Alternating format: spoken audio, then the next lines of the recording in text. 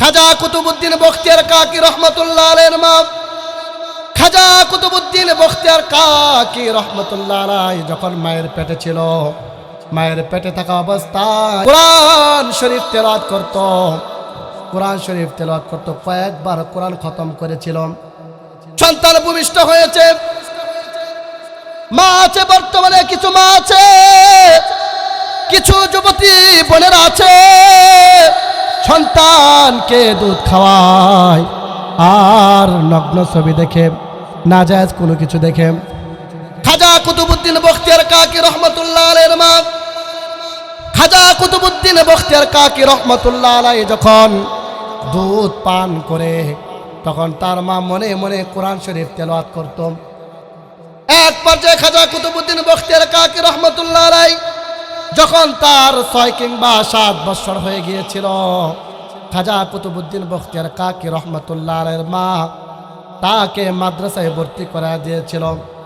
হুজুরের কাছে বলে আসলো, হুজুর আপনি আমার এই সন্তানটাকে কোরআনের হাফেজ বানাইবেন। হুজুরের খাজা কুতুবউদ্দিন বখতিয়ার কাকি রহমাতুল্লাহ আলাইহির মা খাজা কুতুবউদ্দিন বখতিয়ার কাকি রহমাতুল্লাহ আলাইহির ব্যাপারে কথা শুনে হুজুর তাকে রাখলো, তাকে সবক দিবে। আমরা যে শব্দগুলো প্রথম শিক্ষা দেই, প্রথম তাকে শিক্ষা দেই, বাবা তুমি পড়ো আলিফ। তো খাজা কুতুবউদ্দিন বখতিয়ার কাকি রহমাতুল্লাহ আলাইহির উস্তাদ তাকে আলিফ শিক্ষা দেওয়া শুরু করেছে। এমত অবস্থায় খাজা কুতুবউদ্দিন বখতিয়ার কাকি রহমাতুল্লাহ আলাইহি পড়তেছে আলিফ লাম মিম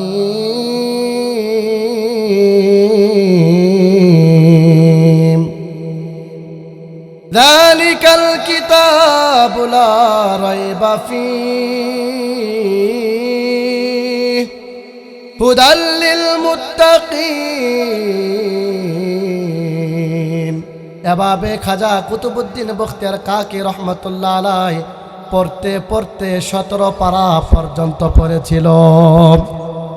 খাজা কুতুবউদ্দিনের উস্তাদ তার মাকে ডেকে বলল, ও খাজা কুতুবউদ্দিনের মা,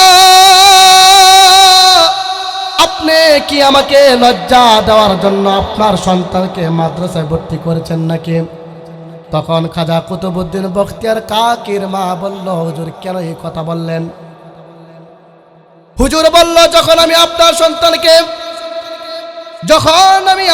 সন্তানকে আলিফ শিক্ষা দিয়েছিলাম, তখন সে আলিফ পড়তে, আলিফ থেকে শুরু করে পবিত্র কুরআনুল কারীমের 17 পারা পর্যন্ত পড়েছিল।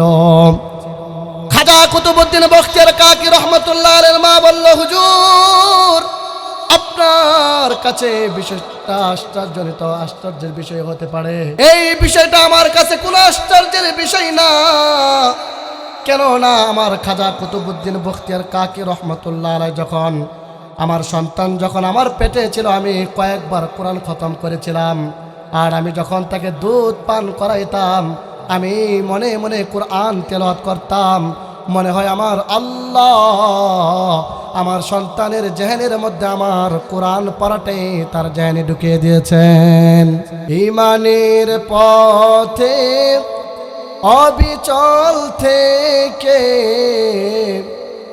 আমার মরণ যেন হয়।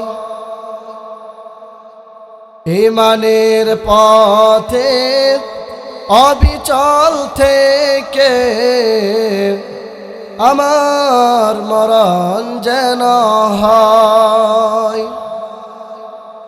তোমারই কাছে মিনতি আমার মহামহিম দয়াময়।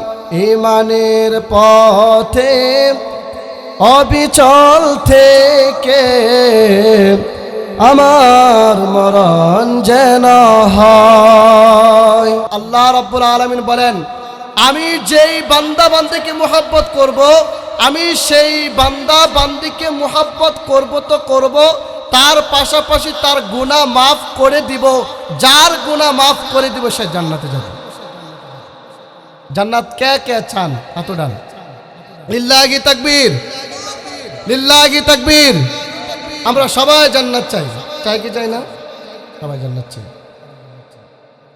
নবীজি সাল্লাল্লাহু আলাইহি ওয়াসাল্লামকে মুহাব্বত যারা করে, জানি না এই এলাকার মধ্যে এমন লোক আছে কিনা, নাই, না থাকাটাই স্বাভাবিক, আবার থাকাটাও স্বাভাবিক। আপনি মনে করেন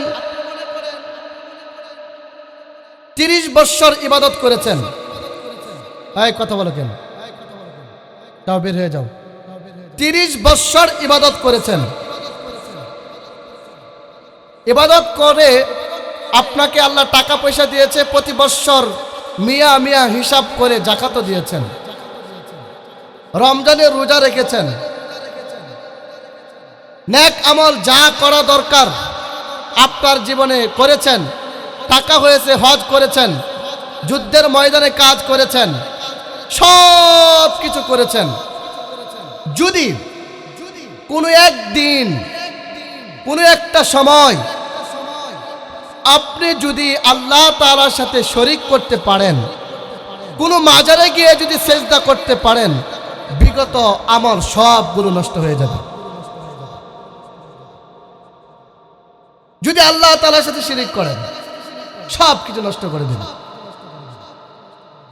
বাংলাদেশের মধ্যে বুয়া আশিকে রাসূলের অভাব নাই, প্রকৃত আশিকে রাসূল পাওয়া খুবই দায়।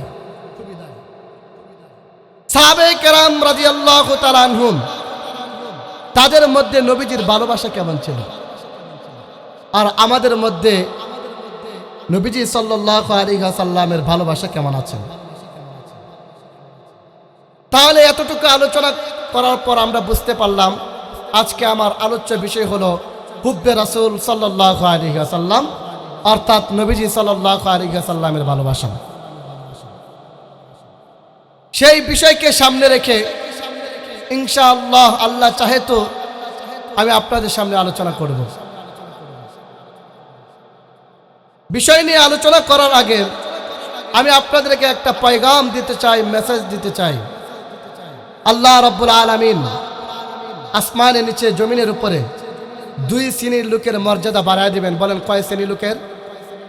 2 শ্রেণীর লোকের মর্যাদা বাড়ায় দিবে, যেটা আল্লাহ তাআলা সূরা মুজাদালার মধ্যে আলোচনা করেছেন। 2 শ্রেণীর লোকের মর্যাদা আল্লাহ বাড়ায় দিবে। এক শ্রেণী আপনারা, আরেক শ্রেণী হচ্ছে যার মধ্যে প্রথমটাও পাওয়া যাবে, দ্বিতীয়টাও পাওয়া যাবে। আরশের মালিক আল্লাহ রাব্বুল আলামিন বলেন, আকাশের নিচে জমিনের উপরে আমি আল্লাহ 2 শ্রেণীর মর্যাদা বাড়ায় দেব। ইয়ারফাইল্লাহু আল্লাযীনা আমানু মিনকুম ওয়াল্লাযীনা উতুল ইলমা দারাজাত। রব বলেন আমি 2 শ্রেণীর লোকের মর্যাদা বাড়ায় দিব। তোমাদের মধ্য থেকে যে বা যারা ঈমান এনেছে, আল্লাহ বলেন আমি তাদের মর্যাদা বাড়ায় দিব। এবং তোমাদের মধ্য থেকে যাদেরকে ইলম দেওয়া হয়েছে, যিনি মর্যাদা বাড়িয়ে দিবেন তিনি কে? আল্লাহর নামটা একটু জোরে কর না। ইয়ারফাইল্লাহু আল্লাযীনা আমানু মিনকুম ওয়াল্লাযীনা উতুল ইলমা দারাজাত। আরশের মালিক আল্লাহ বলেন তোমাদের মধ্য থেকে যে বা যারা ঈমান এনেছে, যেমন হযরত বেলাল, তার সুরত ভালো ছিল না। দুনিয়ার মধ্যে কত মানুষ দেখলাম, কত কালো মানুষ দেখলাম, কিন্তু কালো হওয়ার পরেও তার ফেস কাটিংটা ভালো হয়। দুনিয়ার মধ্যে কত কালো মানুষ দেখলাম, নিগ্রো দেখলাম, যদি তার ফেস কাটিং ভালো হয় তাকে দেখতেও সুন্দর দেখা যায়। কিন্তু নবীজি সাল্লাল্লাহু আলাইহি ওয়াসাল্লামের সাহাবী বেলাল কালো ছিল, তার নাকের সেন্টার ঠিক ছিল না, চেহারা ফেস কাটিং ভালো ছিল না। বেলালের ঠোঁট ছিল মোটা, বেলালের নাক ছিল মোটা, বেলালকে দেখতে ভালো ছিল না। কিন্তু নবীজি সাল্লাল্লাহু আলাইহি ওয়াসাল্লাম যখন মেরাজে গিয়েছিল, মেরাজে যাওয়ার সময় নবীজি সাল্লাল্লাহু আলাইহি ওয়াসাল্লামের সামনে দিয়ে কে যেন হেঁটে যায়, হেঁটে যাওয়ার আওয়াজ শুনতে পাওয়া যায়। তিনি হচ্ছে হযরত বেলাল। নবীজি সাল্লাল্লাহু আলাইহি ওয়াসাল্লাম বেলালকে জিজ্ঞাসা করলো, বেলাল তুমি এমন কি আমল করো? আমি জান্নাতে গিয়েছিলাম, জান্নাতে যাওয়ার সময় দেখে আমার সামনে তুমি হাঁটতেছ, তোমার হাঁটার আওয়াজ আমি শুনতে পাইলাম। বেলাল রাদিয়াল্লাহু তাআলা আনহু বলল, ইয়া রাসূলুল্লাহ, ইয়া হাবিবাল্লাহ, আমার তেমন কোনো আমল নাই, তবে একটা আমল আছে। আমি ওযু করে মসজিদে গিয়ে 2 রাকাত তাহিয়াতুল ওযু নামাজ পড়ি। আল্লাহর নবীজি বলল, বেলাল, আল্লাহ রাব্বুল আলামিন তোমার এই আমলটা পছন্দ করার কারণে আমি জান্নাতে গিয়েছিলাম মেরাজের রজনীতে, সেখানে পর্যন্ত তোমার পায়ের হাঁটার আওয়াজ শুনতে পাই। এই জন্য কোন ব্যক্তি যদি জীবন ভর প্রতি বৎসর আল্লাহর রাস্তায় দান করে, কোন ব্যক্তি যদি নামাজ পড়তে পড়তে কপালে কালো দাগ ফেলে দেয়, পায়ের মধ্যে কড় হয়ে যায়, প্রতি বৎসর সে রোজা রাখে, মানুষের সবাই তাকে বলে সে একজন ভালো মানুষ, নামাজি মানুষ। কিন্তু আল্লাহ রাব্বুল আলামিনের কাছে যদি এই সমস্ত আমল গ্রহণযোগ্য না হয়, তাহলে আপনি আমার নামাজ সবগুলা বিফল হয়ে যাবে। আমি বলতে পারবো না নামাজ পড়ে আমি জান্নাতে যেতে পারবো, কেননা বুখারী শরীফের হাদিসের মধ্যে এসেছে, একটা বিড়াল একটা কুকুর পানি পান করার জন্য পাতিলের মধ্যে চেষ্টা করতেছে, দেখতেছে সে তার মুখ দিয়ে পাতিলটা লড়াতে পারছে না। একজন মহিলা এসে এই পাতিলটাকে কাত করে দিল। আল্লাহ তাআলা তার আমলের প্রতি সন্তুষ্ট হয়ে আল্লাহ তাআলা তাকেও জান্নাত দিয়েছিল। এই জন্য কেউ বলতে পারবে না আমি নামাজ পড়ি আমি জান্নাতি, রোজা রাখি আমি জান্নাতি। কার আমলের উপর আল্লাহ একটা আমলের উপর খুশি হয়ে যায়, এটা যিনি জানেন তিনি কে? আরো জোরে বলেন তিনি কে? আমরা এই কয়েকজন মানুষ এমন ভাবে আওয়াজ তুলবো যেন মানুষ বুঝতে পারে এখানে শত শত মুসল্লি আছে। এই কথা বলে উঠে যা, আর তোর কথা না কর, চুপ করে খামোশ হয়ে বসে থাক।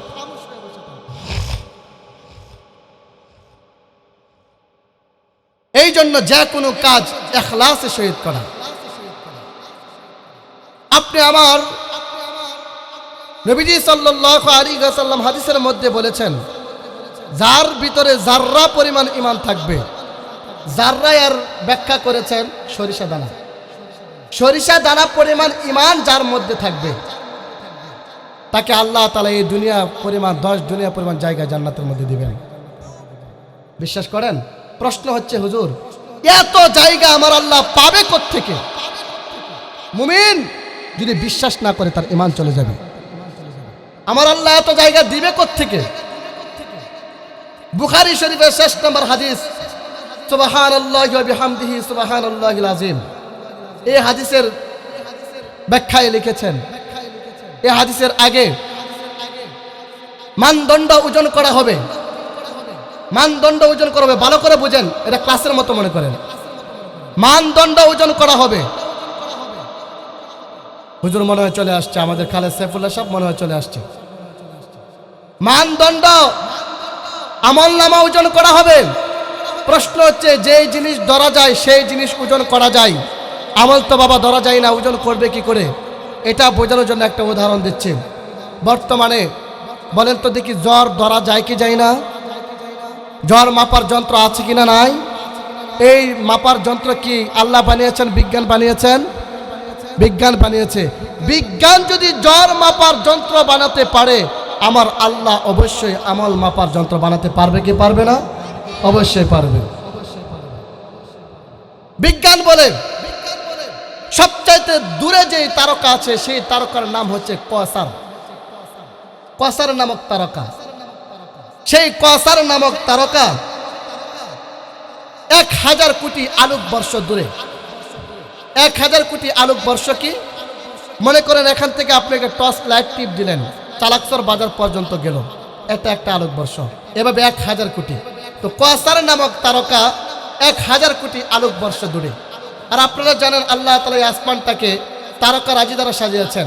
বোঝা গেল যেহেতু আসমান তারকা রাজি দ্বারা সাজিয়েছেন, তাহলে কি তারকা রাজি কি আসমানের উপরে না নিচে?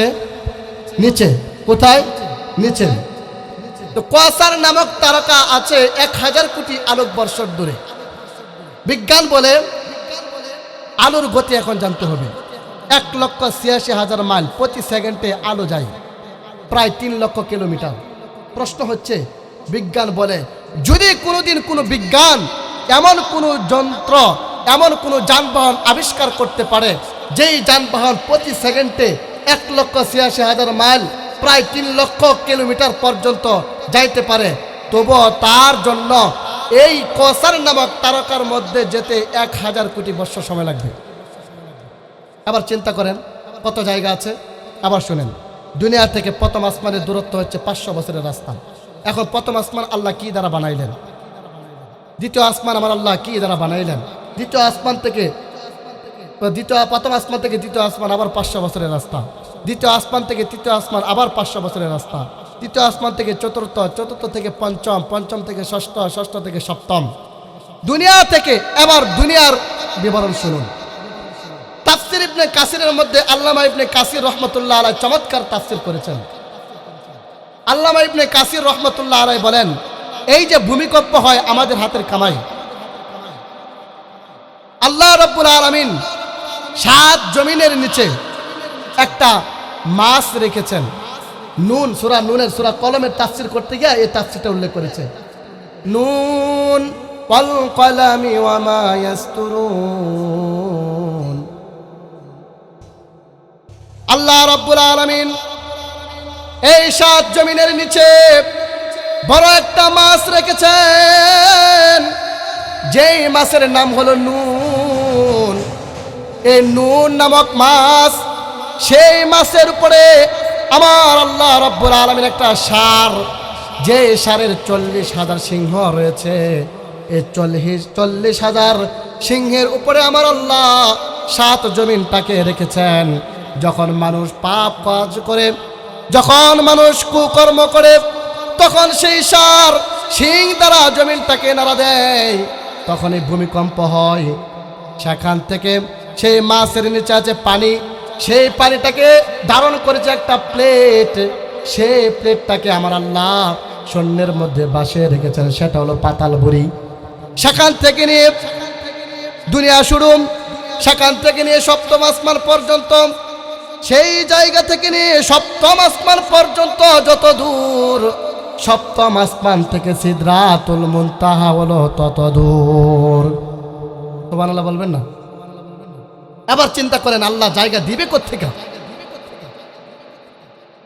আমার আল্লাহ যাদেরকে নবীজি হাদিসের মধ্যে বলেছেন যাররা পরিমাণ ঈমান যার মধ্যে আছে, যে অফারটা দিয়েছে, অবশ্যই আমার আল্লাহ জায়গা দিতে পারবে। বলেন পারবে কি পারবে না?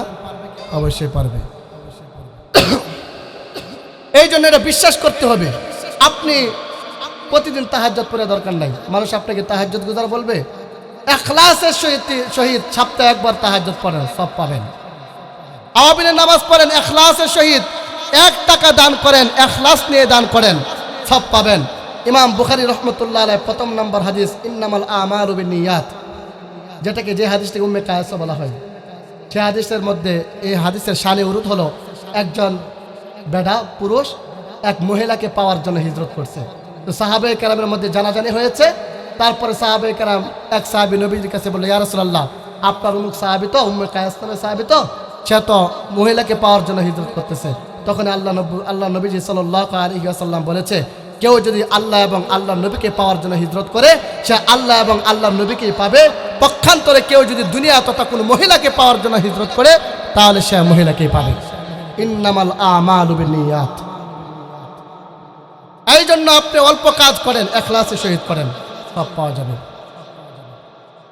সাহাবায়ে কেরামের ভিতরে নবীজি সাল্লাল্লাহু আলাইহি ওয়াসাল্লামের ভালোবাসা কত ছিল, আল্লাহর নবীজি সাল্লাল্লাহু আলাইহি ওয়াসাল্লাম মসজিদে নববীর মধ্যে যুদ্ধের নাম লেখাচ্ছে।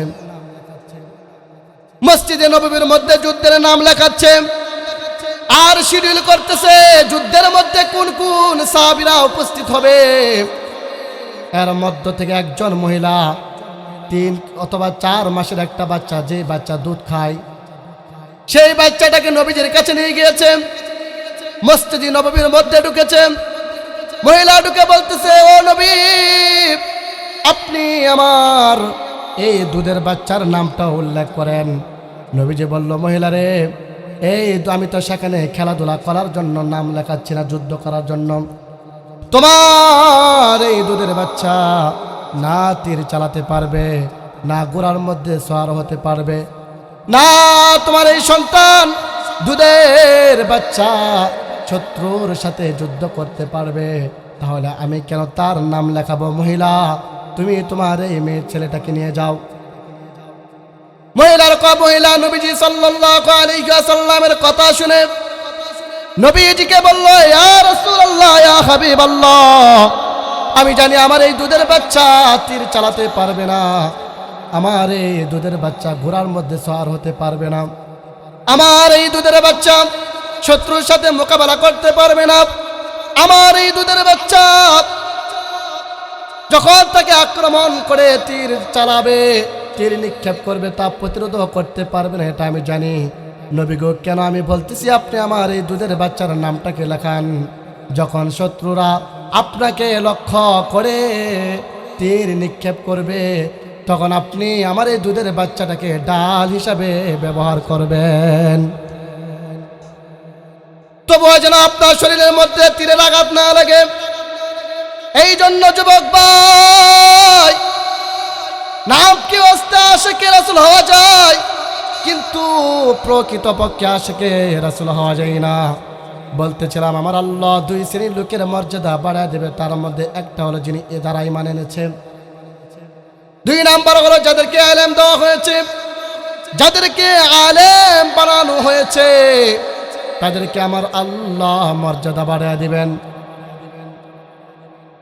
বাইজিদ বুস্তামি রহমতুল্লাহ আলাইহি, আমি এই কথাটা এই জন্য বলতেছি, শুধু আমার প্রতিষ্ঠানকে লক্ষ্য কইরা না, বাংলাদেশের মধ্যে যত প্রতিষ্ঠান আছে সবগুলা প্রতিষ্ঠানের যে অবস্থা, সে অবস্থাকে লক্ষ্য করে আমি বাইজিদ বুস্তামির ঘটনাটা বর্ণনা করতেছি।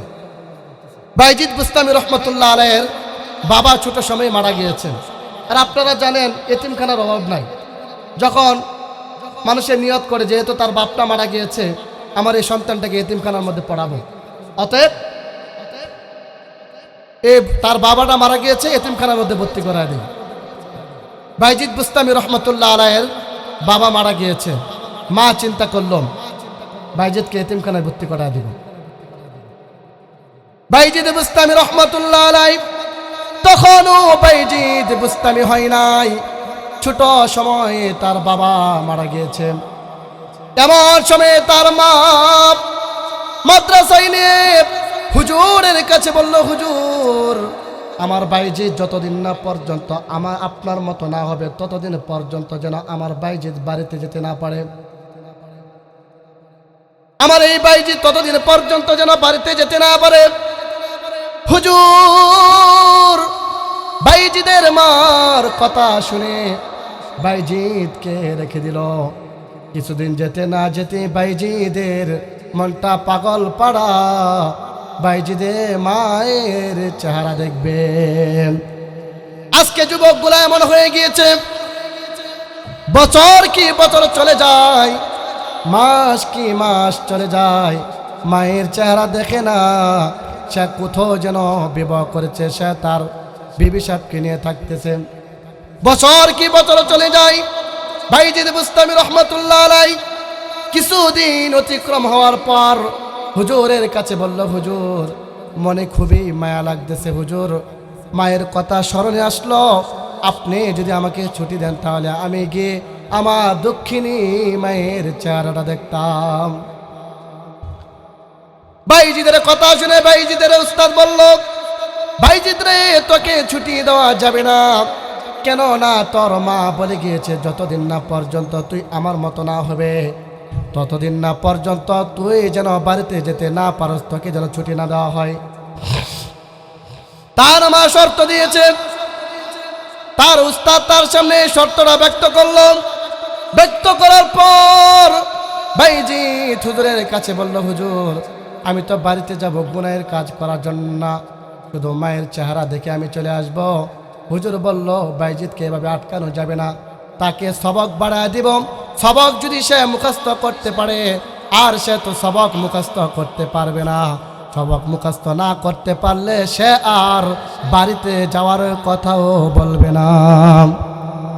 বাইজিদ বুস্তামি রহমাতুল্লাহ আলাইহি, বাইজিদ বুস্তামি রহমাতুল্লাহ আলাইহিকে বাইজিদের উস্তাদ বলল, তুমি যদি কোরআন শরীফের এই পারা থেকে এই পারা পর্যন্ত মুখস্থ করতে পারো তাহলে তুমি বাড়িতে যাইবা। বাইজিদ বুস্তামি রহমাতুল্লাহ আলাইহি মায়ের কথা শুনে, উস্তাদের কথা শুনে ওযু করে মসজিদে গিয়ে নামাজ পড়ে কোরআন শরীফটাকে হাতে নিয়ে নামাজ পড়ে আল্লাহর কাছে হাত উঠাইলো, আয় আল্লাহ আমি তো বাড়িতে যাব মায়ের চেহারা দেখার জন্য, গুনাহের কাজ করার জন্য না। ও আল্লাহ আমি যেন বাড়িতে যেতে না পারি, এই জন্য আমার উস্তাদ আমাকে সবক বাড়িয়ে দিয়েছে। আল্লাহ তুমি যদি আমার জেহেনের মধ্যে ঢুকায় দাও, দুনিয়ার কোনো মানুষ বাধা দিতে পারবে না। আল্লাহ এভাবে বাইজিদ বুস্তামি রহমাতুল্লাহ আলাইহি আল্লাহর কাছে দোয়া করলো। আল্লাহর কাছে দোয়া করার পর সে শুধু পড়ে আর মুখস্থ হয়। মুখস্থ করে বাইজিদ হুজুরের কাছে গিয়ে বলতেছে, হুজুর আপনি যেই সবক আমাকে দিয়েছিলেন সেই সবক পর্যন্ত আমি মুখস্থ করে ফেললাম, বরং স্যার চাইতে আরো বেশি মুখস্থ করে ফেললাম। বাইজিদ বুস্তামি রহমাতুল্লাহ আলাইহির কথা শুনে হুজুর বলল, ঠিক আছে বাইজিদ তুমি সবক শোনাও। বাইজিদ সবক শোনানো শুরু করে দিয়েছে। হুজুর যে এস্টিমেট দিয়েছিল তার চাইতে আরো বেশি সবক বাইজিদ মুখস্থ করেছিল। এবার বাইজিদের উস্তাদ বলল, বাইজিদ যাও তুমি যাও, যাও তুমি গিয়ে তোমার মায়ের চেহারা দেখে আসো। বাইজিদ বুস্তামি রহমাতুল্লাহ আলাইহি মায়ের চেহারা দেখার জন্য বাড়িতে চলে আসছে। দরজার মধ্যে গিয়ে করাঘাত করতেছে, মা আমি তোমার বাইজিদ, দরজা খুলো, তোমার চেহারাটা আমি অনেক দিন ধরে দেখি না। ও মা তুমি দরজা খুলো, আমি অনেক দিন যাবত তোমার চেহারা দেখি নাই। মা গো তোমার চেহারাটা দেখি আমি চলে যাব। মা ভিতর থেকে বলতে যে তুই আমার বাইজিদ না। কেন না, আমি তোর উস্তাদের কাছে বলে আসছিলাম আমার বাইজিদ যতদিন না পর্যন্ত আপনার মতো না হবে ততদিন পর্যন্ত সে যেন বাড়িতে যেতে না পারে। তুই আমার বাইজিদ না। এক পর্যায়ে মা দরজা খুলে নাই। দরজা না খোলার কারণে বাইজিদ আবার রিটার্ন মাদ্রাসায় চলে গিয়েছিল। বাইজিদ মাদ্রাসায় চলে গিয়েছে। এই ছিল আদর্শ মার আদর্শ সন্তান। বাইজিদ বুস্তামি রহমাতুল্লাহ আলাইহি বড় একজন আল্লাহর ওলি হয়েছিল এক পর্যায়ে মার দোয়ার কারণে। বর্তমানে মহিলারা তো পেটের মধ্যে বাচ্চা রাইখা নগ্ন ছবি দেখতেছে, দেখে কি দেখে না? পেটে বাচ্চা আছে নগ্ন ছবি দেখে বেডি যেটা ইচ্ছা সেটা চলাচল করতেছে, বাজারে যাচ্ছে যেটা ইচ্ছা সেটা যাচ্ছে, মেলায় যাচ্ছে, নগ্ন কাজ করতেছে, হারাম কাজ করতেছে। কিন্তু খাজা কুতুবউদ্দিন বখতিয়ার কাকি রহমতুল্লাহ আলাইহির মা আর বর্তমানে যুবতী মেয়েরাও মা হয়, দুটার মধ্যে পার্থক্য আছে। বর্তমানে যুবতী মেয়েরা পেটের মধ্যে বাচ্চা রাইখা টেলিভিশন দেখে, মোবাইলের মধ্যে নগ্ন ছবি দেখে, এই জন্যই ভূমিষ্ঠ হয় ডিপজলের মতো ফুলাবান, এই জন্যই ভূমিষ্ঠ হয় মান্নার মতো ফুলাবান, নায়ক নায়িকা হয়। কি বলেন আপনারা? এই জন্য নায়ক নায়িকা হয়। আর যদি কোরআন শরীফ তেলাওয়াত করতো, তাসবিহ পড়তো, নামাজ পড়তো, এই ছেলেটা হতো আব্দুল কাদের জিলানীর মতো। এখন ইয়াং জেনারেশন যারা আছে, মেয়েরা যারা আছে, তাদেরকে এটা কোনোভাবেই বিশ্বাস করানো যাবে না। এটা কিভাবে সম্ভব? আরে আমি আপনাদের সামনে একটা ওয়াকিয়া বর্ণনা করছি। খাজা কুতুবউদ্দিন বখতিয়ার কাকি রহমতুল্লাহ আলাইহির মা খাজা কুতুবউদ্দিন বখতিয়ার কাকি রহমতুল্লাহ আলাইহি যখন মায়ের পেটে ছিল, মায়ের পেটে থাকা অবস্থায় খাজা কুতুবউদ্দিন বখতিয়ার কাকি রহমতুল্লাহ আলাইহি কোরআন, খাজা কুতুবউদ্দিন বখতিয়ার কাকি রহমতুল্লাহ আলাইহির মা কোরআন শরীফ তেলাওয়াত করত, কোরআন শরীফ তেলাওয়াত করত, কয়েকবার কোরআন খতম করেছিল। সন্তান ভূমিষ্ঠ হয়েছে, মা আছে বর্তমানে, কিছু মা আছে, কিছু যুবতী বোনেরা আছে, সন্তানকে দুধ খাওয়ায় আর নগ্ন ছবি দেখে, নাজায়েজ কোনো কিছু দেখে। খাজা কুতুবউদ্দিন বখতিয়ার কাকি রহমতুল্লাহ আলাইহির মা খাজা কুতুবউদ্দিন বখতিয়ার কাকি রহমতুল্লাহ আলাইহি যখন দুধ পান করে, তখন তার মা মনে মনে কোরআন শরীফ তেলাওয়াত করত। এক পর্যায়ে খাজা কুতুবউদ্দিন বখতিয়ার কাকি রহমতুল্লাহ আলাইহি যখন তার 6 কিংবা 7 বছর হয়ে গিয়েছিল, খাজা কুতুবউদ্দিন বখতিয়ার কাকি রহমতুল্লাহ আলাইহির মা তাকে মাদ্রাসায় ভর্তি করা দিয়েছিল। হুজুরের কাছে বলে আসলো, হুজুর আপনি আমার এই সন্তানটাকে কোরআনের হাফেজ বানাইবেন। হুজুরের খাজা কুতুবউদ্দিন বখতিয়ার কাকি রহমতুল্লাহ আলাইহির মা খাজা কুতুবউদ্দিন বখতিয়ার কাকি রহমতুল্লাহ আলাইহির ব্যাপারে কথা শুনে হুজুর তাকে রাখলো, তাকে সবক দিবে। আমরা যে শব্দগুলো প্রথম শিক্ষা দেই, প্রথম তাকে শিক্ষা দেই, বাবা তুমি পড়ো আলিফ। তো খাজা কুতুবউদ্দিন বখতিয়ার কাকি রহমতুল্লাহ আলাইহির উস্তাদ তাকে আলিফ শিক্ষা দেওয়া শুরু করেছে। এমত অবস্থায় খাজা কুতুবউদ্দিন বখতিয়ার কাকি রহমতুল্লাহ আলাইহি পড়তেছে আলিফ লাম মিম